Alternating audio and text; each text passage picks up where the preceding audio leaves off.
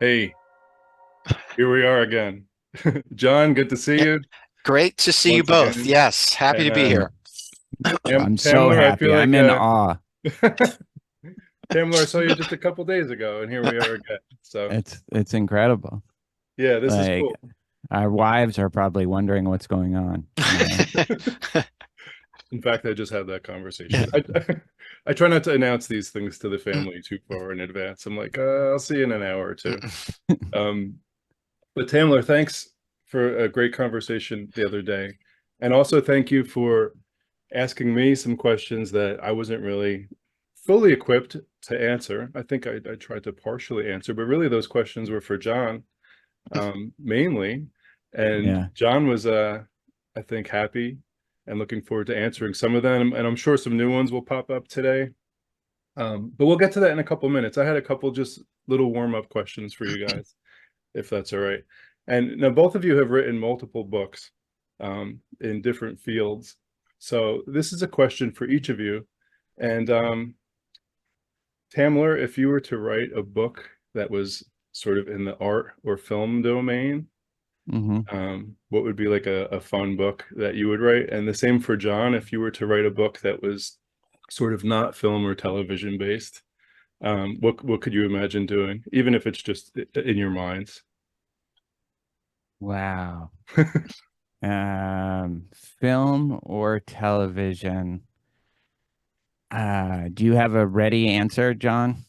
Yeah, I think so. I think I do. And you're saying if it were not film or television, is that Correct. correct? Yeah. Yeah, Yeah. I have a fascination with comic books and the history of comic books. And I doubt I'll ever write this because I'm just not educated enough on the subject. But in the 1970s, there was an interesting time where comics pushed some boundaries and tried some new things. And I'm fascinated by those years between, I guess, basically 1972 to 1979. Mm. A lot of fascinating things to this day. I mean, the whole Avengers movie stuff was all based on those 1970s comics. Hmm. And so if I ever were to try to put something together, I have sort of a thesis that this new generation came in after Stan Lee and those guys who were kind of telling these interesting but somewhat juvenile stories. And then this new group of sort of hippies came into Marvel and they're like, we're going to do these Mm. crazy things, cosmic. They were all on drugs and they were, they were telling these stories. And um, I think that was sort of the true golden age of Marvel, was that 1970s time frame. Then that's my imaginary book. Interesting. Did Um, that give you enough time, Tamler, to it did. Just to remember that I actually thought about writing a book on Mm. like that and was even thinking of maybe getting started on it this summer, but then I was stumped for some reason. It would be along the lines of movies to watch with your kid. Ah, I had like I had an only child. We grew up just watching movies together, kind of judging when was an appropriate age. And I was always I always pretty much thought it was appropriate, whether it was or not. And like just the kinds of movies, like different kinds of movies. And I would get little corners of my daughter, her experience of watching, Bad Santa for the first time when she was 10, or watching Mulholland Drive when she was 11, or whatever, or mm. whenever I showed it to her, like, and kind of go through the different ages of like, okay, here's where you can show modern times, and while everyone else is watching just Minions movies or whatever, like this is something they're gonna love it. They're gonna be better people for it. It's gonna be so much fun to watch it with them. And just describe like each of those movies, these movies that I loved and that are important to her. Like I remember we watched The Limey, the Steven Soderbergh Mm-hmm. 1999 movie. And she noticed something about the way it was filmed, his memories. He's remembering his daughter holding up the the phone like she's gonna call the police, and there's some little color thing that she noticed, and it was like thematically tied to his memories and what he was coming to realize. And she was probably like 9 or 10 at most when this happened, and like that's what made her want to go into film, is just like watching that at the kind of perfect time, having this little insight, being proud of it, me being excited about it, talking through it. Like I think that would be a fun book to write. I've gotten requests from people saying, "Oh, you always talk about watching movies. Like, I want to watch movies with my kids, but I don't know what to do." This would be that book. Yeah. Excellent. Yeah, that's cool. I always look for a book like that, but I usually have to just, ask a couple Twitter friends or people like maybe one of you guys. I would ask that question. So no more. You won't need to interact with other humans after my book. Even better. Yeah. This is about as far as I go as far as human interaction. So, all right. So let me think of my second warm up question, and a little disclaimer, I guess. Not really disclaimer, but I think each of us probably agrees with the following, and that is that for Twin Peaks, at least, multiple theories can exist sort of side by side in contradiction and yet also in tandem, and say different things but sort of be internally coherent, satisfying in some way, and maybe even satisfying in their difference. So totally. Even in would either of you agree with an that? individual, I think, like, even like I have like incompatible theories that I hold, at the same time with a lot of works in this style, and certainly Twin Peaks is one of them. Yeah, I think it's like designed that way. It sort of kind of asks for that. But how much of Las Vegas is real in Twin Peaks: The Return? Well, that's up to you. We just said, right? These are an opinion question. I mean, if you want me to, I guess that question sort of leads to my theories of how I felt comfortable looking at the show. So, I mean, if you want me to go into some of that, which I think gets at some of what Tamler was struggling with, and I wrote a book and tried to put forth a theory, and if I tried to answer some of the questions that you were raising. If you still have questions, it's not your fault. It's something that I need to perhaps explain better. It's tricky work, and it's a long work, and I did try to address some of those issues. Do I think Las Vegas is real? I guess yes. Las Vegas that story is a real story. It's a true story that's happening. Whether or not it's happening in the same plane of existence as Twin Peaks up in Washington, as I think a little less, is harder to reconcile. I say there's an argument that it is, because we see some overlap. But the short answer would be, yeah, I think that is happening. What we see of it is not necessarily what's actually happening, but then that gets into the theories that I have.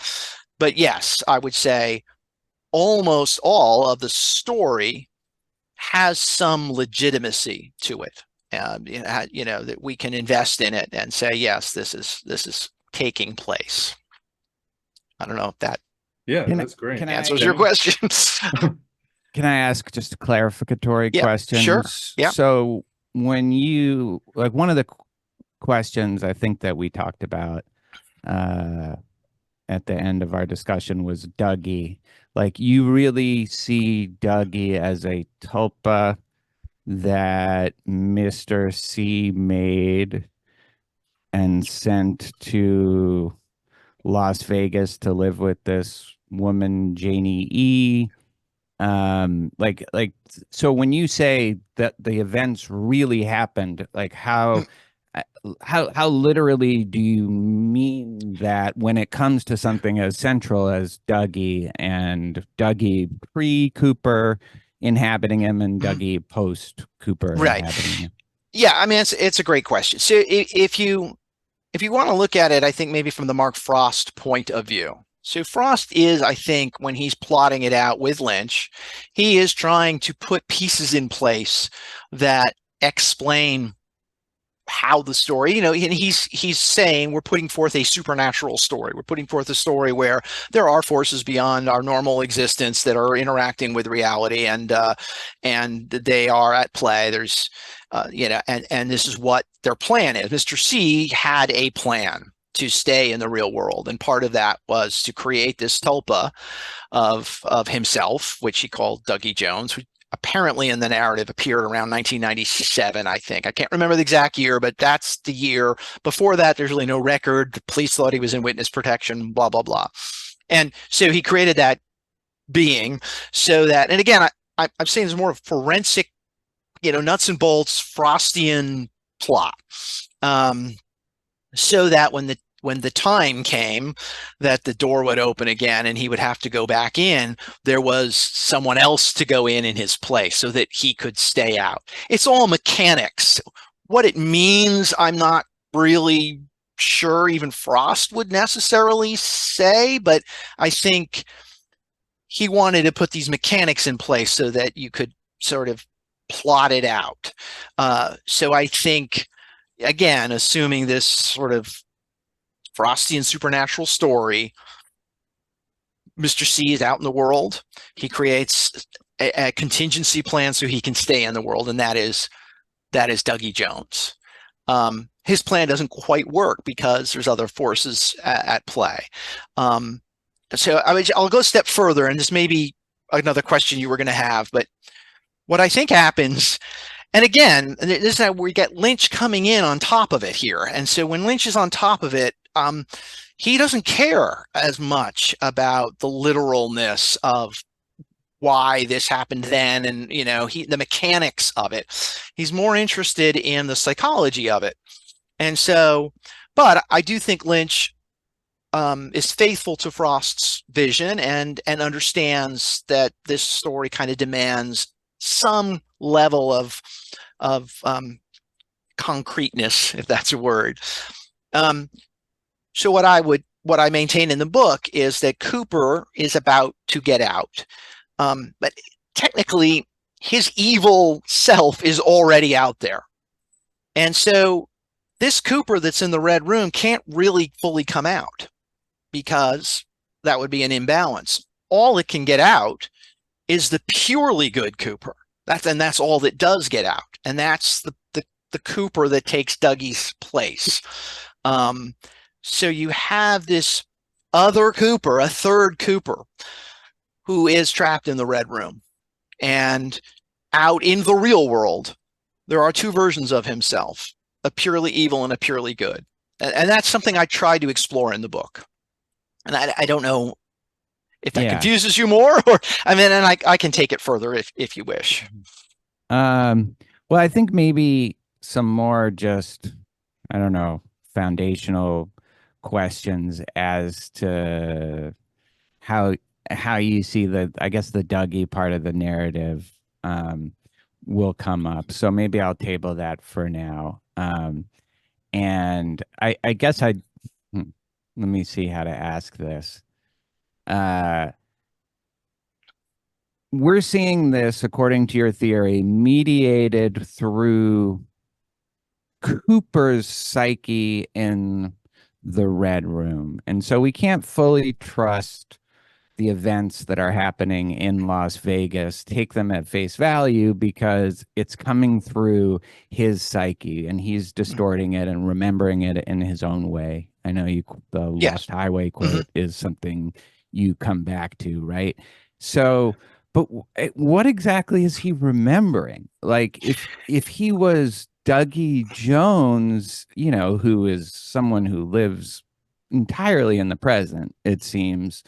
It's just I don't know what he, like, you know, you talk about the Kant's noumena. Like, I don't even understand what the noumena could be there with Dougie in the red room, or sorry, Cooper in the red room, kind of remembering this part of himself as Dougie, and that's coloring the way we see it. You see what I'm saying?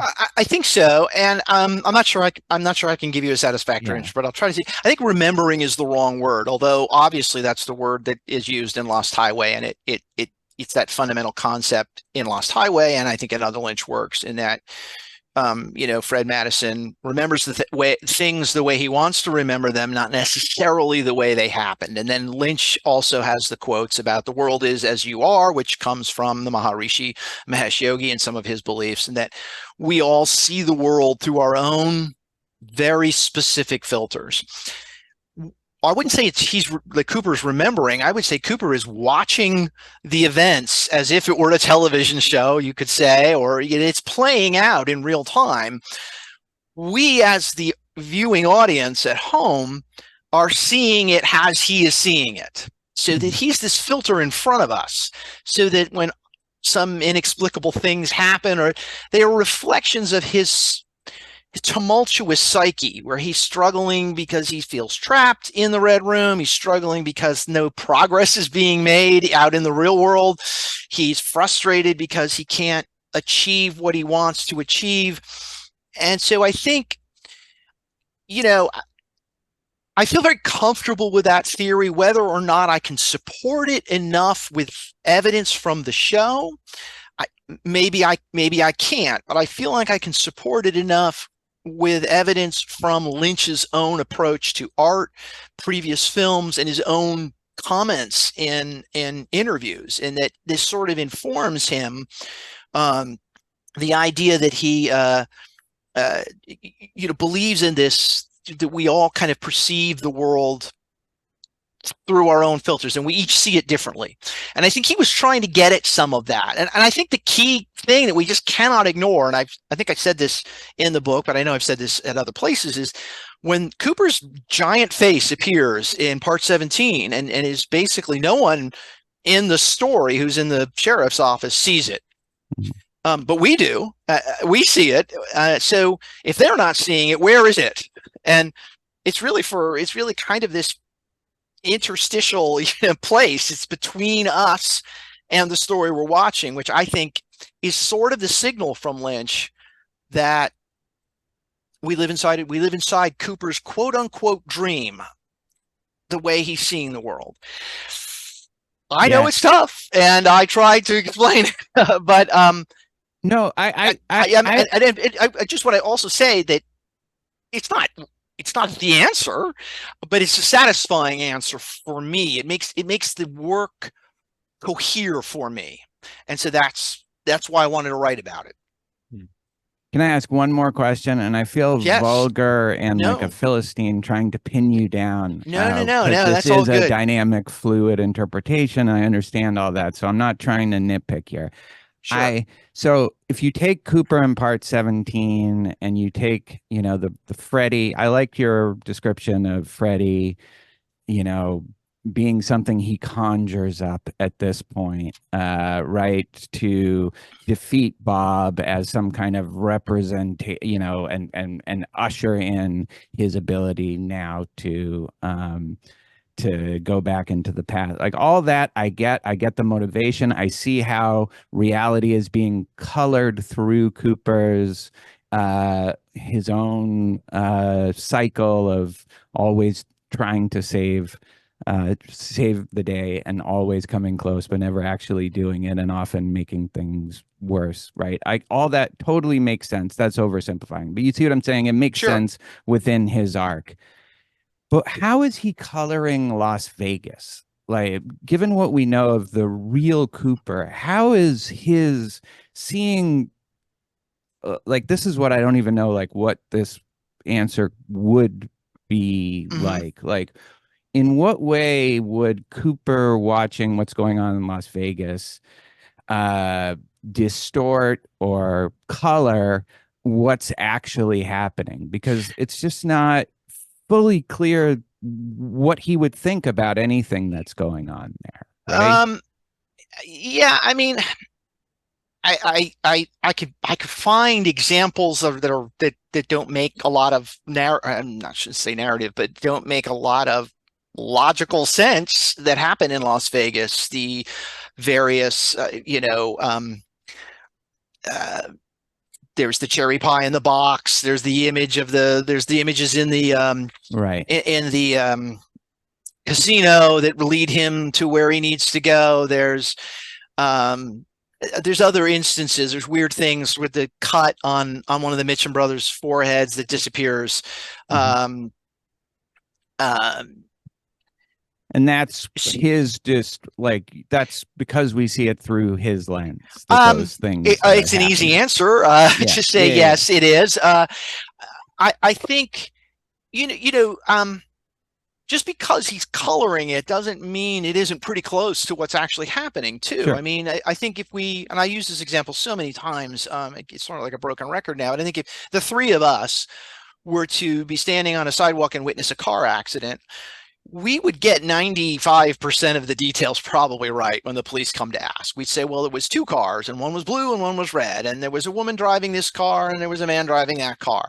But then some of the details we might, she got out of the car first. Well, you think, well, man, I thought the other guy got out of the car first. And then we start to remember it differently. So anyway, yeah, and she looked mad and he looked like he was trying to diffuse the situation, and you might have a totally different read on that. Yeah, right. We might confuse her emotions with our own feelings at the time and think she's mad, but she's really quite scared, or really, who knows? So, but you see, so I think a lot of, if I were going to attempt to convey to you how I think Las Vegas plays out in the story, is I think a lot of it is happening the way we see it. I do think there are instances where, particularly when we get near the end of the story and when the Polish accountant kills Hutch and Chantal in the van, there is an interesting shot right after that where the camera pans way up into the sky, as if this,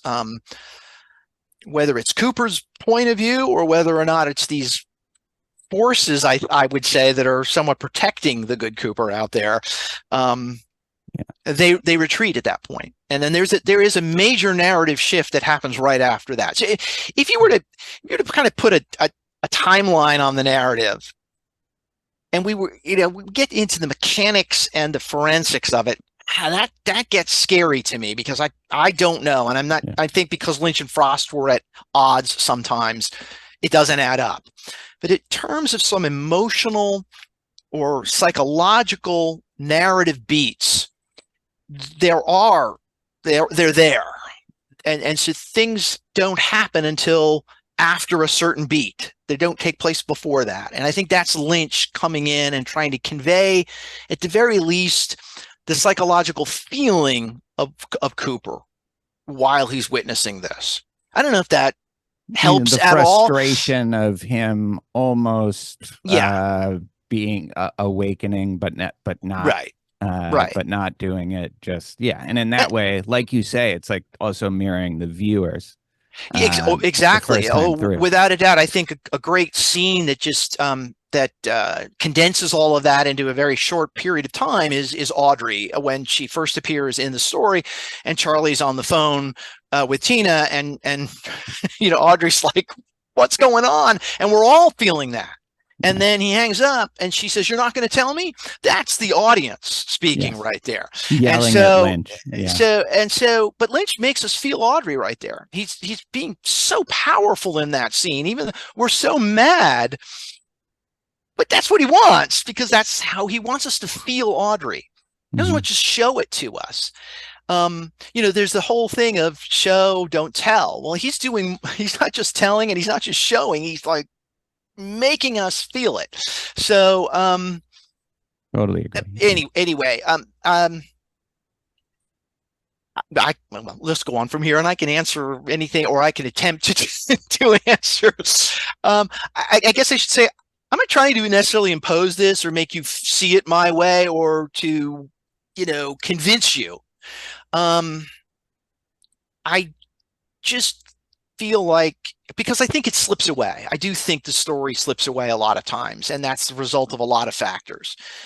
But I do feel as if what's important to Lynch is the psychology of Dale Cooper in this storyline. And so you can kind of derive that, I think, while you're watching it. This is giving me a couple of technical questions that I hadn't really thought about before. John, the sort of pure good and the pure bad Cooper are out in the world, and the third Cooper, or maybe the fourth Cooper, remains in the Red Room, because would that Cooper who's in the Red Room be sort of an equivalent of like the Cooper we like, Richard. OG, original Cooper, or would it be some, you know, Cooper minus good and bad half? And then my second question tied to that is, and this might not be important at all, is he sort of, if he's observing the events and we're sort of getting his observations, is he like inhabiting Dougie and Mr. C to observe and sort of see through their eyes, or is he sort of looking from afar? I feel comfortable with the idea that he's looking from afar, that he's seeing it, and he may be some sort of omniscient. You know, the camera moves in Twin Peaks: The Return on occasion on its own, and I've argued that that's Cooper. It moves into the doorway of the farmer who never appears. You know, Andy goes looking for this farmer, and there's an open door, and the camera moves in, as if Cooper's like, I wonder what happened, and then he doesn't care anymore. And again, that's a simple way of explaining it, but that scene exists, and it needs some explanation. The camera moves into Ben Horne's, the wall of Ben Horne's office. It moves in as if it's trying to find the source of that sound. And I would argue that's Cooper. The camera moves toward the door when James goes down into the basement. As if there's this curious observer who wants to go further, but he can't get through that door. He'll make it up later. You know, that's sort of how I read it. He can't get all the answers that he wants, despite me having said he's omniscient. So it's tricky. It's tricky stuff. And again, I can't fully support my argument. I can't say, but I think if I could, or if anyone could with Twin Peaks, we'd all be disappointed. You know, we'd all be like, oh, that's what it is. You know, we want to get close to it. It's like that, you know, the asymptote that approaches you know, I'm using the mathematical term, but never quite reaches. I think we're all happy to be getting closer, but we never want to reach it. So I would agree, because then it's like it's done. It's the usual It's the usual suspects. It's whatever. It's a puzzle movie. I was watching a little bit of Mulholland Drive with my wife the other night, but it was too late, and we ended up going to sleep instead. But we did get to the point pretty early in the movie where Diane is on the phone with her aunt, and she's telling her that her aunt's friend Rita is in the apartment, and then she learns that her aunt doesn't know Rita. Long story short, and her aunt is like, call the cops, and she's like, oh, I don't know about that. Anyway, that conversation still continues, but the camera walks down the hall as the phone conversation is still happening, and then goes into the room where Rita is sitting there. And just, do either of you have any thoughts on that? Because I think it's interesting. I know it's a little off topic, but it's sort of not off topic. I'm sorry to jump in. I have just written a book about Mulholland Drive, and that scene I go into in some detail, and I support some of my theories on that scene with actual quotes from Lynch, who says in an interview that it's a third presence. That camera represents a third presence that's in that. It's deliberate on Lynch's part. The camera leaves Betty, who's on the phone on the couch. It goes down the hall. And when Rita looks up, it's almost as if she's not sure who entered the room. And then Betty is there. And Lynch acknowledges that was deliberate. And it adds to my theory, which is not really radical, is that this is a dream. And we have the dreamer's presence there, who's kind of trying to keep the dream supported and keep it from falling apart, because it keeps getting challenged from time to time. So that's, I could go into it even more detail, but I won't. But anyway, I did talk about that at some length in the book. Interesting. Yeah. Can I ask a more, I don't know, philosophical question about dream theories in general? Like, nobody has a problem saying Mulholland Drive, the first 2/3 of that is a dream, right? They don't feel like it robs the story of any of its value. It seems, it may be overly reductive, but people don't feel like that drains the arcs of anything. It adds to it. It helps us understand the characters at play. Another example is The Wizard of Oz, Lynch's favorite movie, right?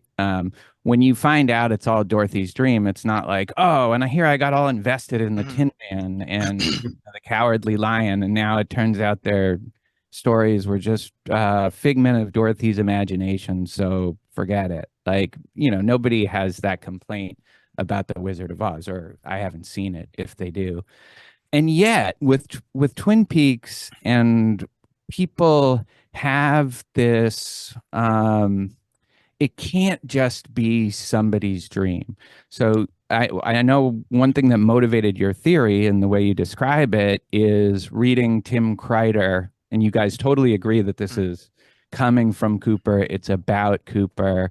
But he has this whole idea that essentially Cooper is Richard. He's dreamed this whole fantasy up from the get-go, and all of that is in his head. And you say, it's fascinating, it's interesting, you're very respectful of it. It was a very good piece that he wrote, but you can't accept that. It would drain the substance out of these characters. You want to know that Ed and Nadine really got together. You want to know that these people really existed as we saw them, or in some approximation to how we saw them. And I'm just wondering why. I don't know if I feel that way, that Sure. the dream would rob, especially when it's Lynch, and he thinks life is a dream. So the fact that it turns out whoever is a dream, Shelley's, and what we see of Shelley is somebody's dream, wouldn't rob Shelley's story of its arc or lack of arc.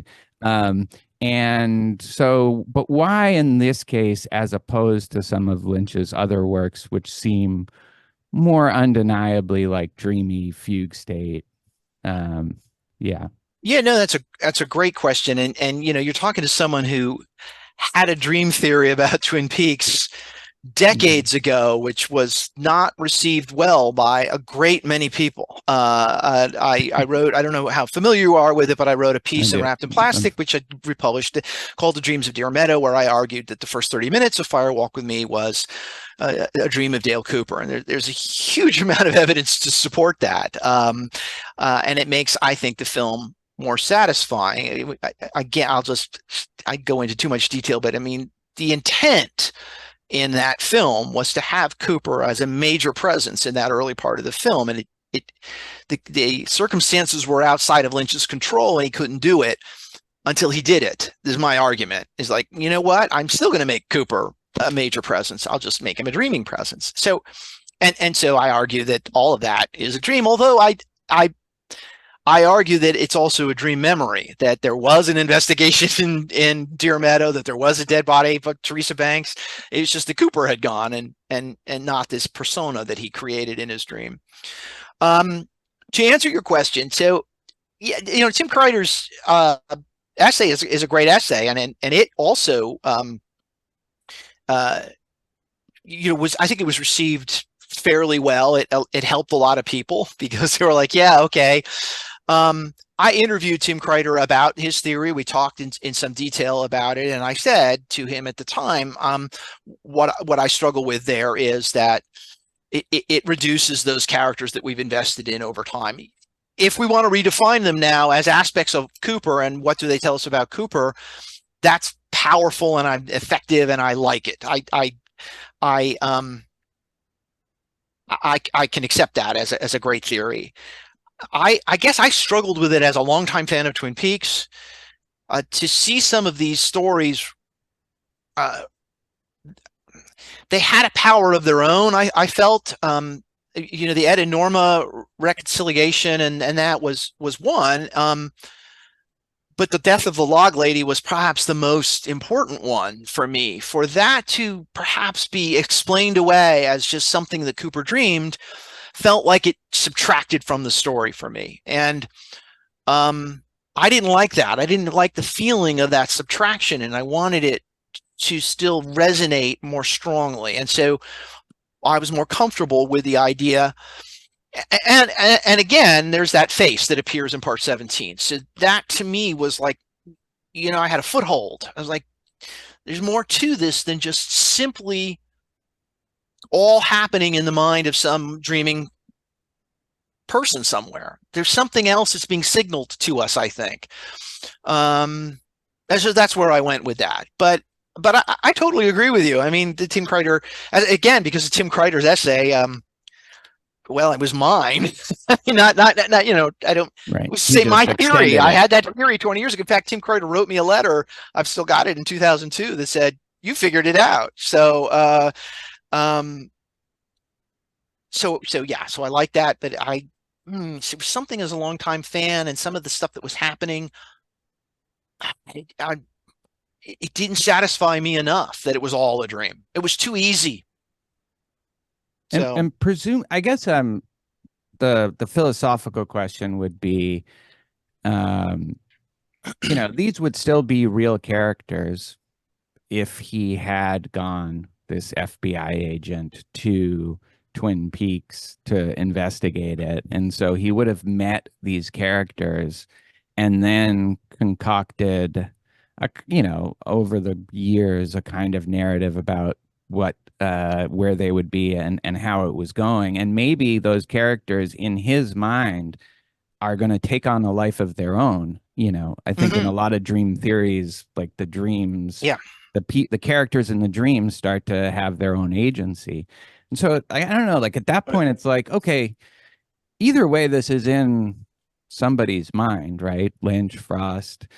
And if you add another layer, whether it's Cooper or Laura, the approach that I've been gravitating towards, either way, it's like we're still getting the characters, we're still getting the stories, we're still getting like whatever it doesn't just mean that everything that's happening to them has to reflect on just the struggle and the past of the one individual who's having the dream. Because I just don't think Lynch sees dreams that way. Right. And that's where we get into the idea of Twin Peaks as poetry, because it isn't necessarily just prose. It's not explaining everything to us. It's giving us all of these ideas that we are struggling with or trying to fit together. I'd be the first to admit there's a great danger in attempting to solve it. I mean, to say, we talked about this just a moment ago. I mean, because it reduces it completely. What you're saying is great. The idea that maybe these characters are based on characters from the past that were real, and now he's dreaming them and he's giving them different outcomes, or the outcomes he wants them to have.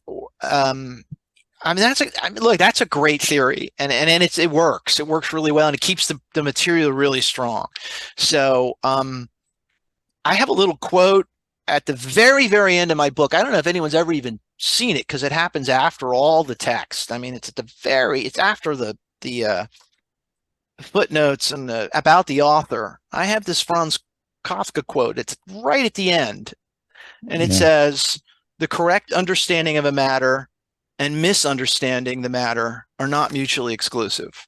And I put that in there on purpose because I think I understand it and I don't understand it, and that's not mutually exclusive. So that's great. I love that. I love all the stuff about Kafka. It totally makes sense. They are spiritual, like soulmates, I think, in so many different ways. And I liked, what you say actually connecting the character of Franz Kafka to Cooper is pretty interesting too. Yeah, well, thank you. That was a fun discovery. I didn't know much about Kafka at all when I started, but I knew that Lynch was signaling Kafka to us early on, and I needed to know much more about that. You might have just answered my I had a quick side question. Like, why is a Kafka picture in the Hastings household? Any thoughts on that? Is it just that happens early in the story and he's maybe just trying to double signal Kafka to us? I mean, I do think, I mean, if you wanted to try to figure out why Cooper's seeing it, we could make something up. But the reality is that Lynch is a huge fan of Kafka, and he wanted Kafka. That's why Kafka is such a big presence in Gordon Cole's office. He wanted Kafka. He just wanted to acknowledge Kafka as an influence on him. So, yeah, it'd be interesting if Phyllis Hastings is the real Kafka fan in that household. Well, just if you just take a look at the Hastings story by itself, at the beginning of the trial, I don't know how familiar you are with Kafka, but the character K, or Joseph K, I think it is in the trial, is arrested and he says, "Why am I being arrested?" Well, guess what's happening in that scene? Bill Hastings getting arrested. The police come to his house, and he's like, "What's going on?" And that's Kafka.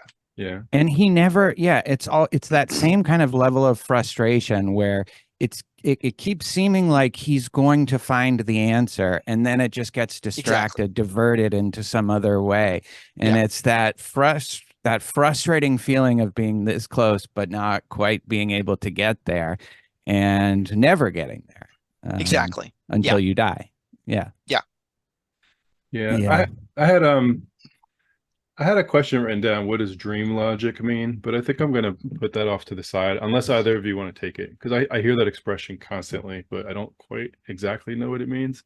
But if you want to get to that at some point, feel free. But I'll just interject real quick. There's a Lynch quote somewhere, and I got to track it down, where he's being interviewed, and he says something like, "I'm not interested in dreams. I'm interested in dream logic."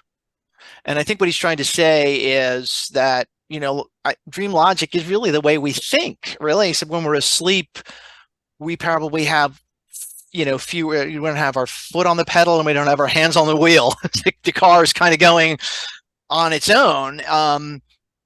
And so there's a certain logic to why we move from image to image in our minds. And I think that fascinates him. And that's a quick answer to your question. Yeah, it's interesting. And it's like the Willy Wonka elevator going in all different directions, because like the laws of physics don't necessarily apply in the dream world. Now, speaking of the log lady, not too long ago, I think one of the great phrases in all of Twin Peaks, and maybe one of the most famous, is "Laura is the one." And I just think that's such a beautiful phrase, because you could think of it in a million different ways. So when I say Laura is the one, and either of you jump in if you want, what kind of pops into mind? Well, for me, that's that's one of the things, the linchpins in, no pun intended, actually, of my new, it's not a theory. It's nothing. It's nowhere. It's not worked out, not even to the degree that John's is, but to any degree. But just one of many things that make me think this is more Laura's story too than people are giving it credit for. I mean, clearly Fire Walk with Me is, I think, to a large extent, Laura's story, even if you accept that the first part is Dale's dream.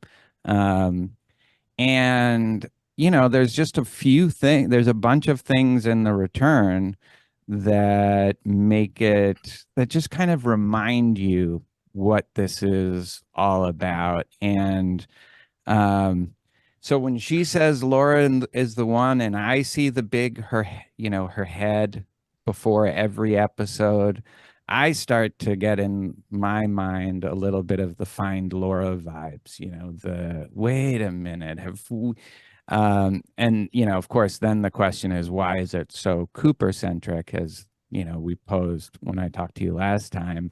And I don't have a great answer to it unless Cooper is this kind of, you know, really taken on a life of her own in her psyche, and in the end is kind of directed. But there is a kind of, when she says Laura is the one, and there's a lot of things where it seems like what's trying to happen and doesn't happen might be Laura waking up and facing her past.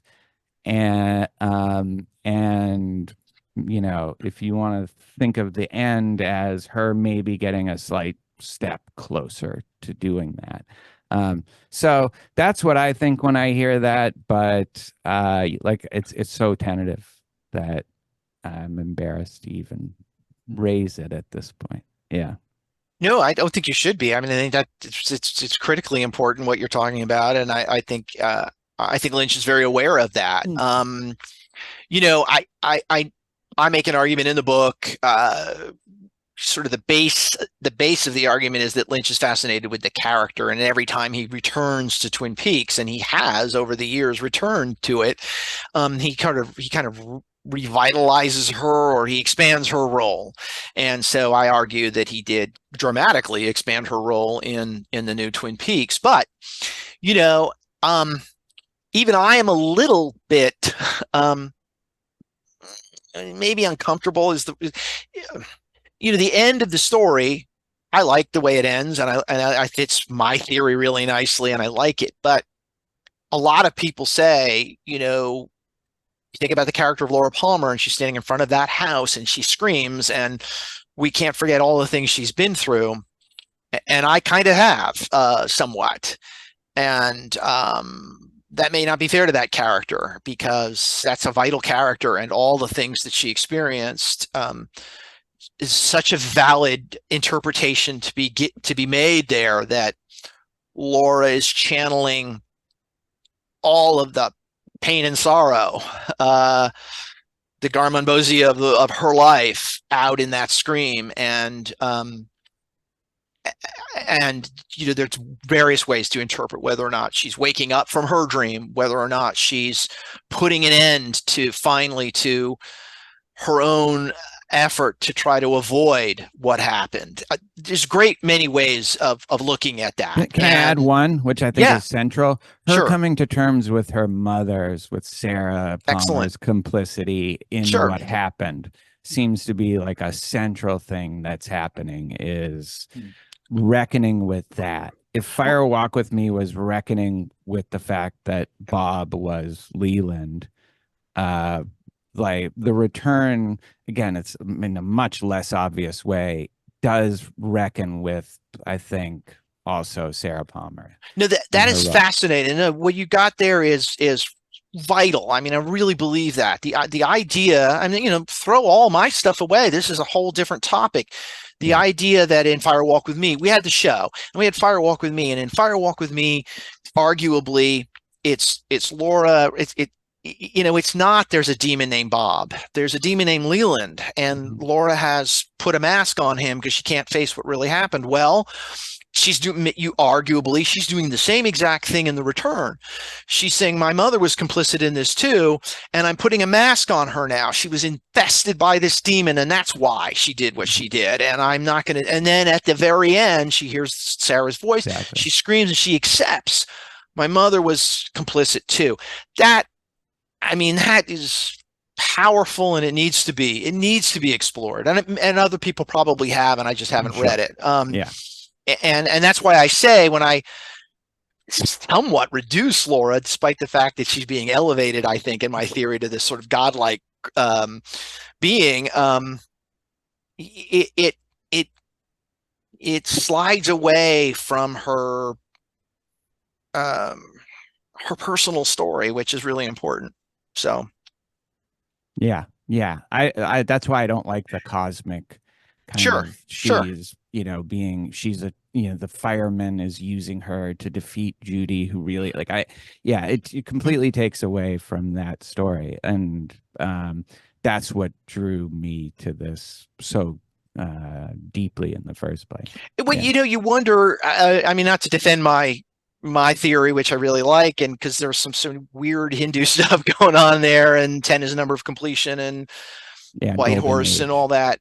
Yeah, that Lynch was finding a way to do both of those things. I mean, this is what Anthony was talking about earlier, and it's so true of Twin Peaks, is that my theory works on a certain level. It allows us to see it on, a certain way, but the other theory does not contradict it. It can complement it. And I kind of wish now I maybe explore that a little more. I think it needs to be there, and I haven't given it enough. So I'm thinking back to my first question of the afternoon, and that was like these hypothetical books that you guys might want to write. And right now, those hypothetical books are sort of resonating a little bit in terms of how each of you has approached this text, in terms of how you theorize it in a personally satisfying way. And that's just interesting. So I'm wondering, when I listen back to this, sorry, my cup of coffee is brewing.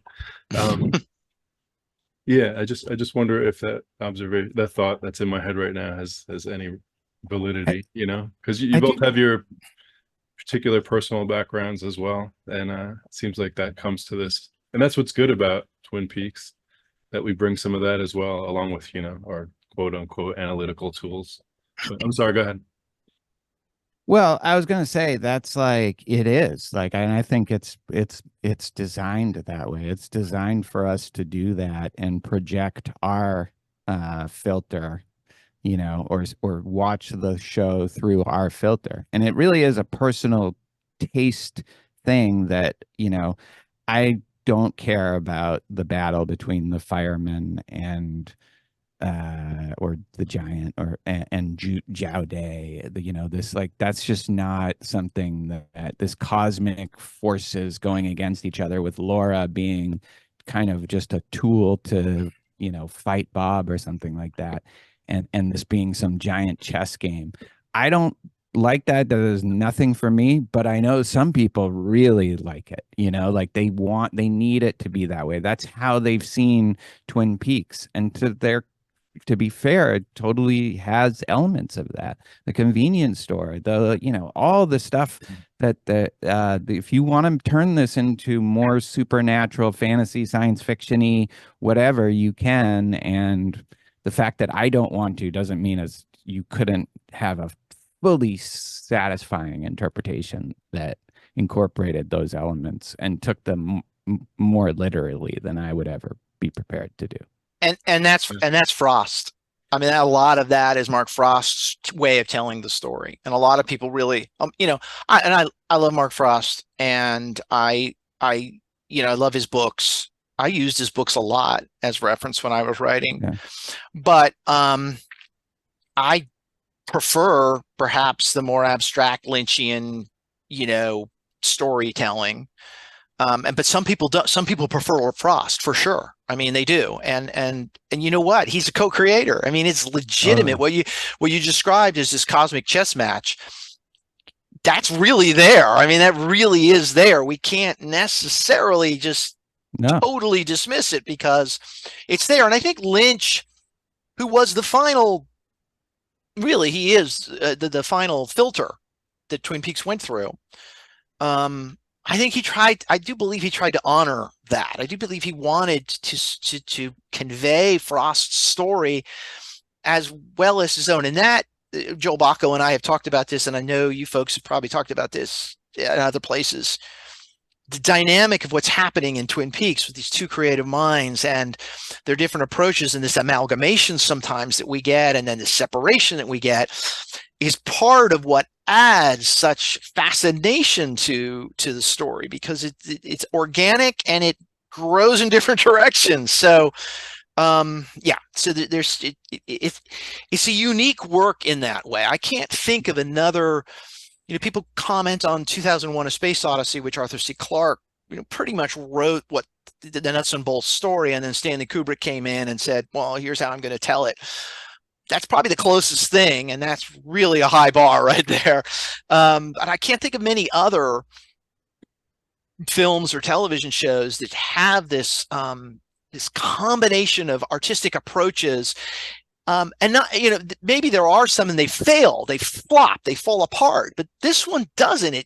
It somehow manages to overcome what might be, really, the flaws and the faults of that scenario, and it transcends them. It's quite remarkable.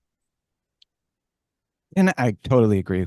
It is incredible, and I can't think of another work of art that has this kind of co-contribution. Here's something I've always wanted to ask both of you. Do you think Mark Frost, and you might just know the answer, John, do you think Frost and Lynch have talked about their own interpretations of what's going on? And that's the first question. And the second is, do you think they have the same interpretation of the narrative, or might they be wildly different? I'm gonna go with yes and no. Is my first thought. Yes, they have talked to some degree, and they have different interpretations. That's my guess. I definitely agree with what you just said.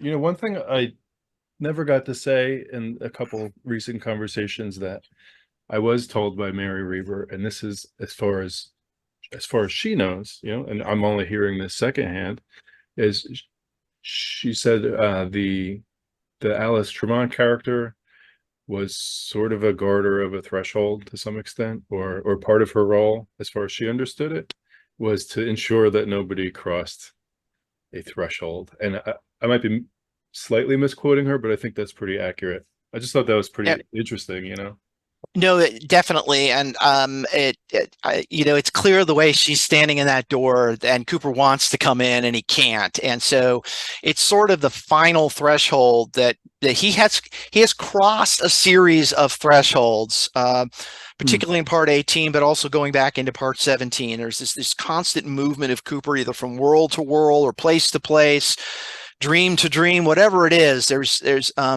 He seems to be successfully making his way down this line of barriers. I mean, one of the great thresholds is the bridge that leads into Twin Peaks. As he and Carrie cross that bridge, there's a music cue and it signals something.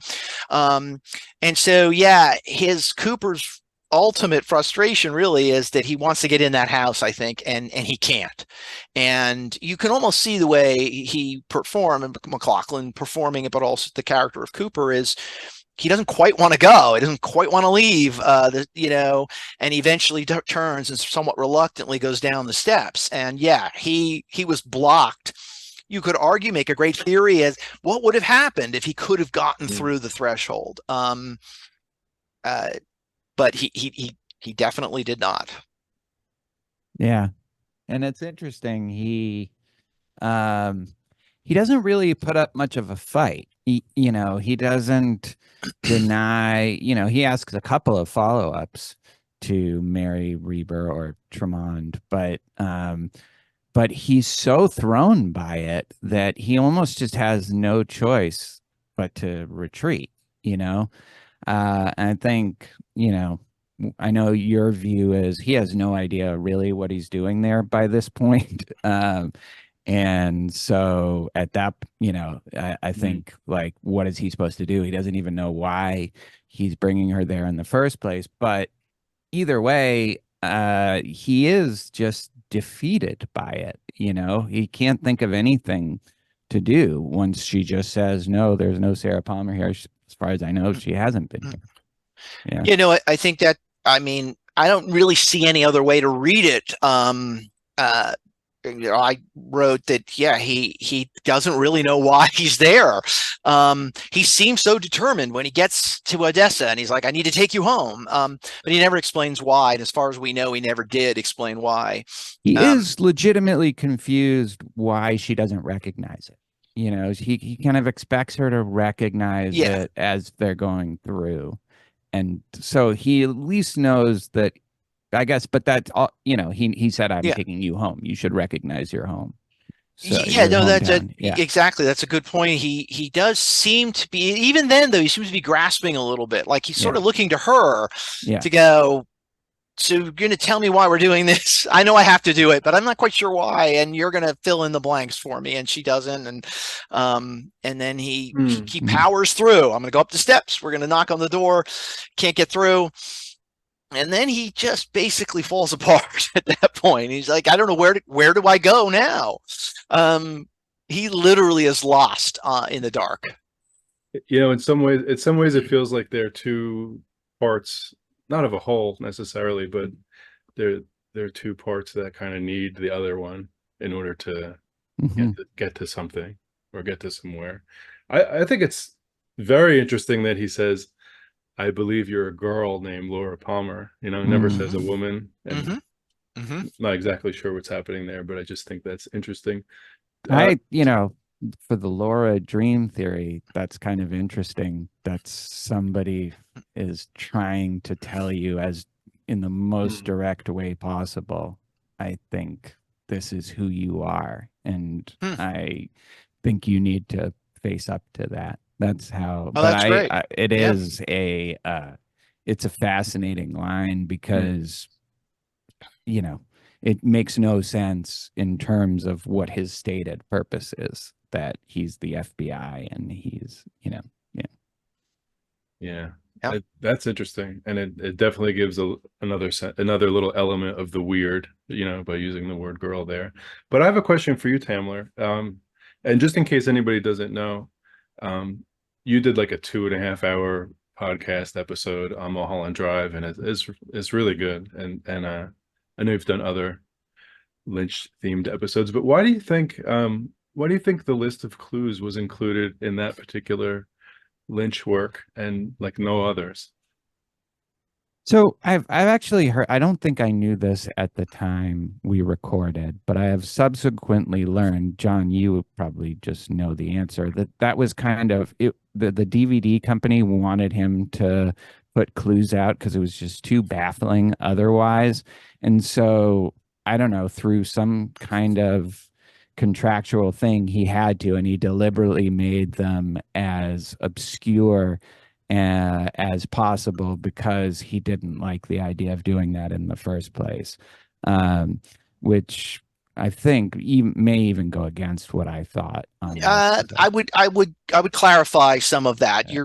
I think you're close to what happened. I don't think he was ever contractually obligated to do it. I think so. From what I've read, interviews with Lynch in doing the research on my book, they were releasing it in a European market. I don't know if it was just a European DVD release or if they were thinking about this as a European theatrical, whatever. It was European release at some point, and I think it's Pierre Edelman. I could be wrong about that. I can find that out. But somebody that Lynch is somewhat in good relations with suggests to Lynch, we'd like you to put together these clues for figuring out, you know, to help us figure out the meaning of Mulholland Drive. And Lynch laughs. He's just like, forget it. I'm not doing that.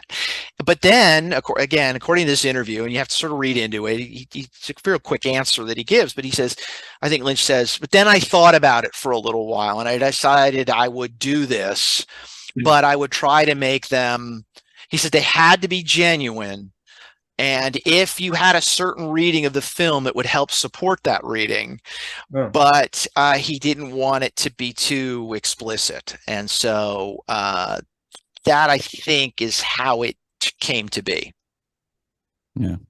That's interesting. When I was talking with Scott Ryan, who wrote a book about Lost Highway, I think he included in the book, the script version for Lost Highway has like a 4-line sort of summary at the very top of the script, and it's really interesting. I can't quote it, but I asked Scott if there was like a 4-line summary at the top of the Twin Peaks: The Return script. What might that 4-line summary be? And now I'm going to ask you guys not to answer, but just hypothetically, if there were a list of 10 clues for The Return, that would be a fun exercise. Generate a the whole Mulholland Drive style list. Yeah, I think you could probably put something together that would kind of reflect that. Yeah. Yeah. What would they be though? Something about James, you know? James, yeah. Uh-huh. Why is James singing Just You and I, you know? Mhm. It would be Yeah. cryptic enough. I Yeah. don't know, like, but yeah. Um, You know, my daughter and I watched The Return 17 and 18. We rewatched it yesterday, and ah, uh, one thing that kind of came to mind, she doesn't like the lore. I was watching it for the first time with this Laura lens, and it can work. You can interpret these things in that way, even if, I'm still. But anyway, so uh, she brought up the possibility that it really can be anybody's dream. Like, there's certainly times where it seems like we're feeling things from Bobby's perspective, Audrey's perspective. There are times where it feels like we're seeing it from Laura's perspective, like what is going on, or from Carrie's perspective at the end of The Return. And even James, I remember, like, James's theory. James could be dreaming up a lot of what's going on too, to try to come to terms with the fact that he did, like, he left Laura, like, at the time she needed him most. yeah. He just drove away on the motorcycle. So there's it's almost designed to be, it could be anybody's interpretation and nobody's. Like, it's so brilliant that way, and which is why you don't want to settle on anything too Yeah. decisively. John, Yeah. we can hear you, but all we Okay. see is like a transparent face of yours. That was all part of the plan. I don't know what happened. It just literally, I'm messing with the camera here. Well, I just unplugged it from one USB port and plugged it into another one. So Awesome. I guess you can see me now. I can see me. So USB ports are the cause of so much. yes, that's why it was in a problems. socket. I came through that socket and then I threw up on the carpet. Exactly. And anyway, And it all makes perfect sense. it all makes perfect sense, right? I did want to give you a chance, if you want, Sure. to say a couple words about the book without giving things away. Like, do you want to say maybe, like, what are some sections, or maybe what are some, like, is this, to what extent is it similar to Ominous Whoosh? To what extent is it different? And also, are you anticipating like a different readership at all, or not necessarily? Those are all good questions, and some of them I'm not really sure of. And I guess I should sort of apologize, Tamler. I have not seen your video, and so sometimes I'm careful not to look at certain things while I'm writing, and then sometimes I'm diving in. And I didn't know about your video until I think, I don't know when, Anthony, I think you sent it to me, but most of the writing was done at that point. So some of it may overlap what you've done. No, I don't have like that. Yeah, there was no need for you to listen to that podcast. Oh no, I would like. No, sure. I'm curious, but I did not. It's different from. Certainly it's different from the Ominous Whoosh because it's a pretty straightforward book. There's only one basic theory in it, which is not anything dramatically new. We talked about the interpretation of Mulholland Drive is that the first 2 hours essentially is a dream, and the last 30 minutes is a reflection or a more accurate reality. I think if there's a core thesis under that, is trying to answer the question why does it work the way it does. One thing, and I know Anthony, you've had a chance to read a few things, which by the way have been edited and revised a little bit, but the history of Mulholland Drive is fascinating. That it was going to it started out as a pilot. It was going to be a television series. What's critical to know is that when it was shot as a pilot, there was an ending shot that was going to be released or perhaps on home video in the European market, just as Lynch had done with the Twin Peaks pilot, and it would have been essentially a self-contained work. When Lynch is asked whether he will turn this into a feature film, Lynch says he's going to do it, but he doesn't have an ending. And so the question is, if he already had an ending, why didn't he have an ending? And what was important to him to do? And this gets back to some of what we were talking about in Twin Peaks: The Return. My argument is the way it was structured as a pilot and the ending that he had originally filmed didn't satisfactorily convey the mind of a character. That there needed to be some psychology behind this story and an explanation for who this person was and why they would dream this dream. And that wasn't there. And he needed that. And so he needed to essentially install a character that would be present throughout the story. And that's what I tried to do. So so I have some early chapters about theory and about the history of the show and what Lynch was struggling with. And then I present the idea that he landed upon this idea that this was going to be a reflection of a mind of someone who'd been through some uncomfortable situations, perhaps some of them their own fault. And then he was going to, and then what I do is I take the whole film, but particularly that first 2 hours, and show how it reflects the mind of this character, this Diane Selwyn. And what Lynch does, I had the advantage of seeing Lynch's original pilot, not the butchered cut, cool. but the actual 2-hour pilot. And with some care, I'm trying not to give too much of that away, because I know Lynch doesn't want people to know what some of the content of that was, and I want to respect that. But I do know what some of his editing choices were and how those choices help reflect his new approach to the story. And then that's the book. Very cool. Cool. I think I remember reading an interview where he said the lesbian subplot came to him while he was doing one of his TM meditations, and he doesn't normally like to think about stuff. He doesn't like when, but that's when it came to him, is to have that romantic subplot as maybe the driving force behind what she does. Is that true? I haven't heard him specifically talk about that aspect of it. He has in more than one interview, and it also in his book. So it's in many places. Catching the Big Fish, yeah. Where he and also Room to Dream, his autobiography. As he's told his story a number of times, is that he was really, really, truly thinking he wasn't going to do it. He could not come up with the ending that was working for him. And then he did sit down to meditate, and it was a half an hour from 6:30 to 7 that the whole thing sort of gelled. What the core element, maybe it was, these two women had a romantic relationship, and then there was jealousy, and then there was, it expanded from there.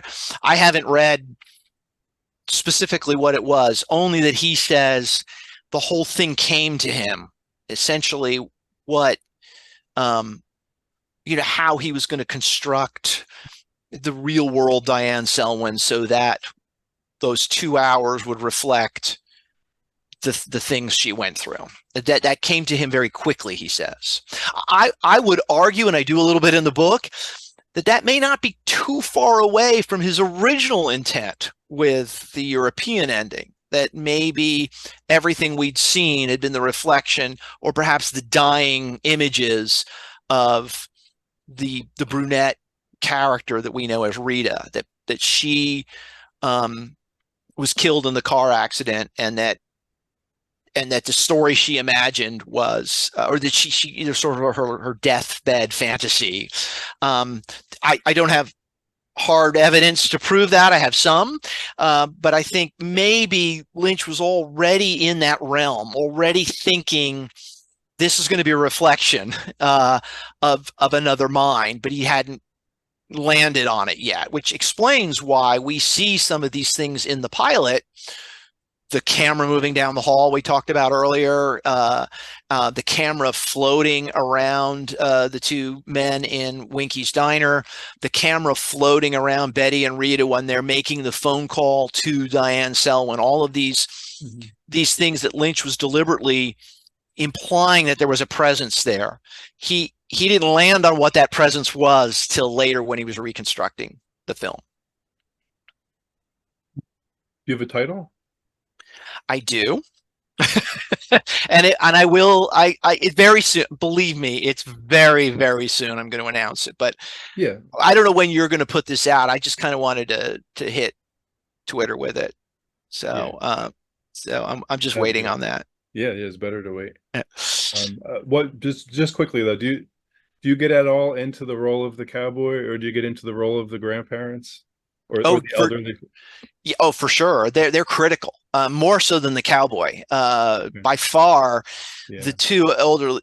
So they only don't say too much, but just curious. Okay, yeah, no, I mean, I will just say this. Yeah. Well, okay, I will just say that they were in the original pilot, in one scene at the airport. When he comes back to make the film, he adds 3 scenes with them. The first is the prologue. They're with her at the Jitterbug contest. The second is in the limo as they're driving away from the airport laughing. And then the third, of course, is the famous little figures that attack her at the very end. And I go into some detail as to what they represent to Diane Selwyn and why they appear as they do. It's crucial to her character. It's been a while since I've seen it, like maybe a year or two, but it's terrifying, them in the car just kind of laughing in that way. It's like one of the scariest things in the whole movie is just that shot of them laughing in the car. Yeah, and I saw Mulholland Drive when it came out in 2001, and up until last year when I was writing, I had an interpretation of what that meant, and I changed it. I changed it as I wrote. I was like, oh, I really think it's this now. And so I will tell, my first interpretation is that I thought Diane and dreaming them as malevolent figures who steered her toward this terrible ending. That was my take on it, and I changed my mind on that. And we'll learn that when we get the book. Yeah. I could tell you now, but I don't. I mean, I think don't. Okay. Because I would like to encounter that while reading. That's just me personally, but yeah, Tamler can contact you on the side. Sure. Wait, I will tell you. I mean, the cover was finalized essentially last night. You may have seen me texting at the very beginning of this little video we were doing. That was my daughter saying, "Do you want to talk about the cover?" Because she's just helping me design it. And I said, "I'm busy right now." Once we tweak a few things, the text is done, and I'm going to order a proof copy. So I might have a proof copy in my hand within a week to 10 days. So that's how close I am to being done with it. Awesome! Can't wait. Yeah, it's my favorite David Lynch film, and I guess, I don't want to talk on and on about it because you guys have other things to do. But back in the day when we were doing Wrapped in Plastic magazine, Craig and I had the opportunity to interview Naomi Watts, Justin Theroux, Laura Herring, and then a couple of smaller part actors, Richard Green, who played the magician, and Gino Silva, who played Cookie, and he's also the MC at Club Silencio. And I had those interviews, and they weren't available. And the interviews with the main actors, I felt were really good, and I just wanted to kind of get them back out there. But I knew I couldn't just print the interviews, and I knew also that I couldn't print the review we did of Mulholland Drive because I was not the main author on that. That was Craig Miller who wrote that, and I wasn't going to print his work. So I wrote a brand new, which of course I had the benefit of 20 years now of thinking about it. I wrote a much more really in-depth analysis of the film. And so the interviews have been printed already many years ago, although they're hard to find. the rest of the book is brand new. It's all new writing from me. Cool. I think Very we're cool. looking forward to it, and I'm sure we speak for many. Very quickly, when you talked about the elderly couple in the car, in the taxi cab, I think I just got a thought that maybe that's how Alice Tremond looks after closing the door, because they're both very, very polite and almost like supportively polite, when face to face with the main character. And then maybe she closes the door and she gets that. That's a great point. I would love to think about what Alice Tremond did when she closed that door. Yeah. Given if she is Alice Tremond, which is one of these convenience store entities, who is probably more of a malevolent entity if you look at the history of that character. Was she cackling with delight that she kept Cooper from coming through the door? I do speculate a little in my book that she's just there to kind of postpone the end, try to hold it off. So who knows? That's a great question. Yeah. Well, I would like to give either of you the microphone. If there's any I just thank you so much for inviting me. This has been a dream. This is definitely we live inside a dream. Something I was excited to do. Didn't think I could ask John Thorne these questions that were burning when I was reading the book. And thank you so much. And thank you for being patiently answering them. Well, thank you for engaging with it. And I didn't text this to you, Anthony, but I didn't want, and I don't think it did, but I didn't want this to come off as sort of like, oh, I've got to defend this. You don't understand it. I was excited that you were legitimately engaged with it, and despite maybe you didn't quite, it didn't make sense, which is fine, which is absolutely fine. It makes more sense. I didn't want it to be like, well, here, let me tell you what you missed. I really wanted it to be, and I think it turned out to be, a conversation about how it is hard to get your hands around Twin Peaks. And it's funny because just in this conversation, I've been motivated, or at least come up with some new ways of thinking about the work, and almost kind of want to write about it. Write an entirely different book with an entirely different theory. If you read my first book, great. Forget it. Here's a new one. It's crazy how much this show has to offer. It really is. Inspiration for creative interpretation of all sorts, of all kinds. And that's why everybody loves it, I think, and feels so close to it, because you feel a part of it. Yeah, I completely agree. And I think you said it beautifully. Again, thank you. And I did want to say that, John has told me on multiple occasions, and Tamler, I assume you're very similar. He's eager, he's eager for engaged readers, be it people who agree or disagree, or have questions, or have third options, whatever. And I think when you put a lot of yourself into something, and you put a lot of yourself out there, you want to hear from people, and maybe you don't always hear from people as much as you want, or not smart people, but people who are coming with some sincerity and real questions. And I could just say, well, now but I had a similar experience reaching out to John with a bunch of questions of my own, and he was just like, yeah, sure, why not? I love talking about this stuff. And John, you've said that a million times, but you love talking about this stuff. I do. And I think for me, a really crucial way to think about all of it is that you can't really come up with an answer. And I think there are people, we see videos out there that say we've solved it, and subtweeting Twin Perfect there, which I've never seen. And I think there's a great danger in assuming that you can solve it. I don't know if you ever watched the show, The Good Place, which was a great show. It was a comedy that was on NBC about the characters who were hoping to get to heaven, I guess, essentially. and at one point they get into the good place. And then one of the first things they see is a table with a bowl of jelly beans in it. And the label says, you know, eat one of these and understand the entirety of Twin Peaks. So that's what it is to get to heaven. And then Mark Frost acknowledged that and was like, this is great. But there's humor to it too, because it's impossible. You know, it is impossible to understand the entirety of Twin Peaks. And the joy I get is this back and forth, you know, this talking about it. I try to be careful in my book to not say I've solved it, but to say I've made myself comfortable with it. So yeah, and that book brought us it brought me a lot of joy, and I know Tamler this as well. Oh God, and many others.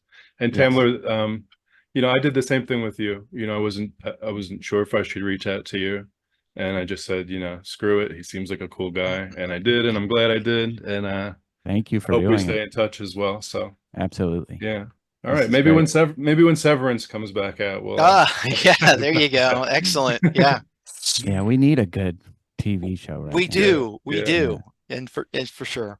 All right, I gotta run. Yeah. Thanks both again. of you. It was great, Thank great you. chat. I really enjoyed it. And be on the lookout. I'll have something else to talk about in the not too distant future. Awesome. So Very cool. all right. All right, Okay. guys. See you Bye. guys. Thanks again. Bye-bye. Thank you. Yep. Bye.